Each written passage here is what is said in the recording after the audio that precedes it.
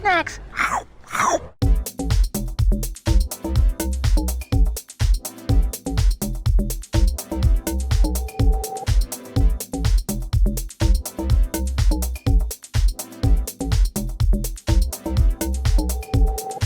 What it do, snackers, snackettes, and snack X's? It's your boy Gage. We're here at AwesomeCon 2022. AwesomeCon! So check this out.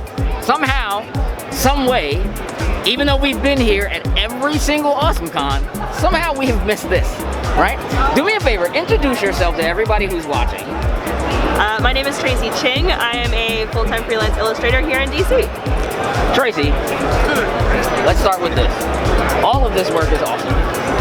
It's all really, really I cool. appreciate it. So, all of your work, I heard you say earlier, all of your work is licensed work. Yes.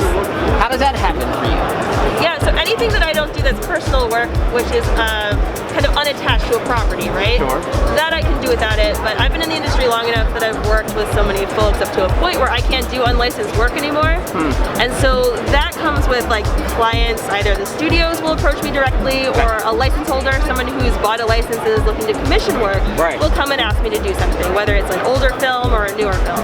Right. So when it comes to something like this, where does this work usually end up? Is there like what are we talking? Like it ends up on stickers? Is it something that is a specific poster for something, or like what kind of places can people see your work once it's licensed and done? Yeah, originally earlier in my career it was almost exclusively posters. Okay.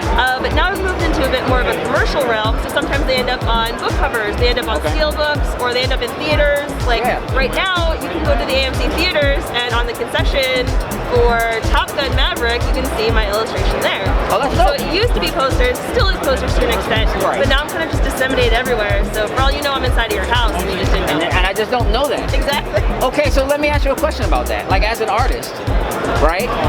The idea of people maybe having your artwork or having seen it and or liking it, but not knowing like where it came from, does that ever feel strange to you? Like no, it doesn't. You know, it's funny. I originally went and got my BFA. So I was originally a fine artist, and I realized that I really disliked the exclusivity of the fine art realm. So I decided to get into graphic design and illustration because I wanted the art to be accessible. Sure. So the fact that my artwork is out there in the world to a certain extent is exactly what I shot for, and I wasn't in it for the fame. I wasn't in it for the recognition. I want to make stuff, and I want it to be out there and for people to enjoy it, which is what I've done. Yeah. Do you do stuff for yourself? No, not as much as I should probably, or that I might want to. I have the privilege of success, which means that I turn down work that I might like to do work that I love, but that doesn't leave me a whole lot of time, but also because I'm juggling like work-life. I've got 3 kids and I want to spend time there. So I have the privilege of being able to like make my own schedule, but there are windows of times I need to hit. So not as much personal work as I hope, but hopefully in the next couple of years when the kids go to school full-time, it might change a little bit. It might change. So you might see more personal work from me. Do you, I know this is a difficult question, do you have a favorite piece that you've worked on? Or a favorite property, even if it's not necessarily a favorite piece, like a favorite property?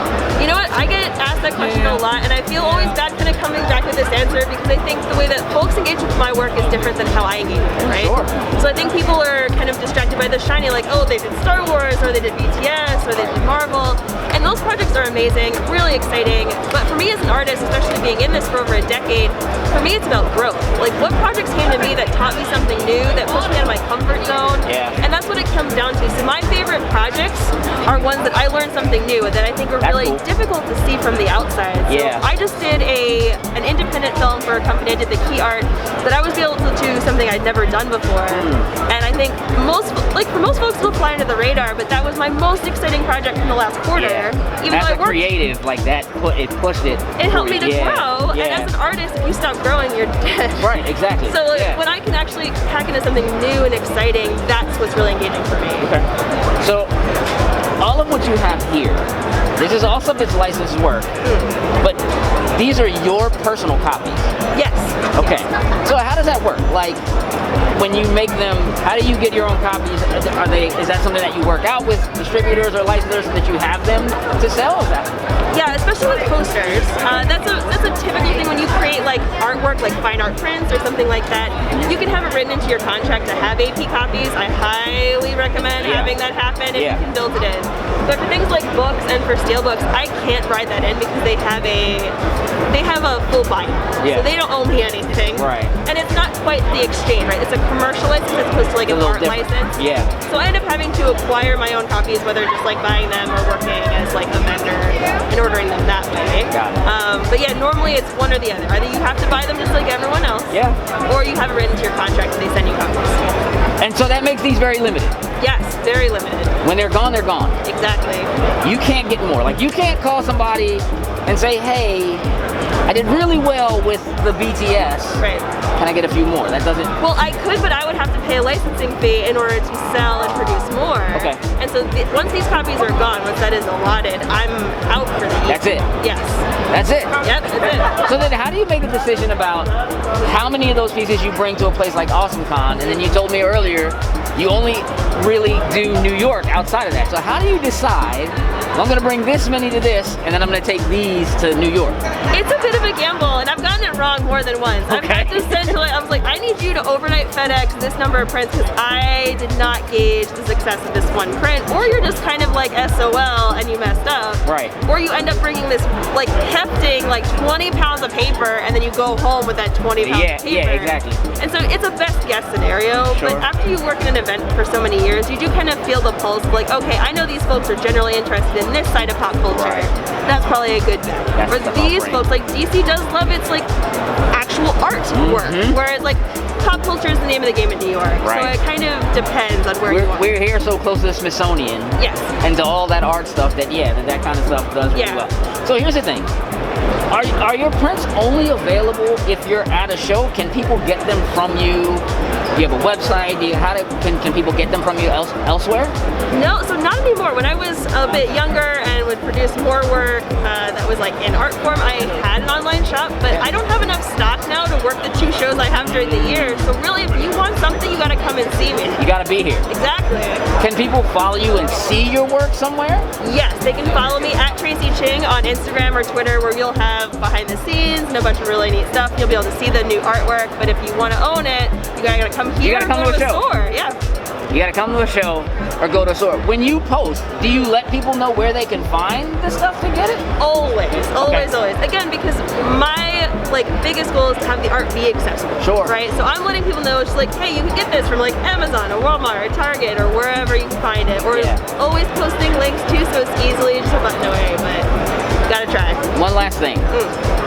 Is it more exciting or / weird to like go somewhere and see your stuff? Like if you walk into Walmart and you see the like poster section, does it ever feel, is it exciting? Is it weird? What's that like? It's really exciting. Like you could grab the Star Wars book from Target, and I love Target. Yeah. So walking into a Target and seeing my own artwork there was so exciting. Yeah. And then also like for the kids being like, I saw that on your computer. What's it doing at the store? Right. And so it's really nice to be able to see it in the real world, but then also like folks bringing it to me to have signed, like knowing that it's out there and people are enjoying it, again, is the name of the game. So it's really exciting. That's dope. Listen, Tracie, thank you so much for taking the time, because we halt things while, you know what I mean, while we do this kind of stuff, so I really appreciate it. Listen, make sure you follow Tracie Ching, Instagram.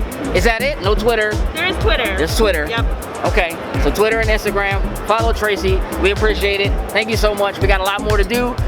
We're gonna go find some other people to have some snacks with, things of that nature. Right, Sin? Yes, sir. With that, we're out. Toodles and loose. What it do, snackers and snackettes? Did you like what you just saw? Would you like to help us grow? Here's what you can do. Shoot over to patreon.com/loading snacks, and don't forget to like, share, and subscribe on your favorite platform of choice. Appreciate you.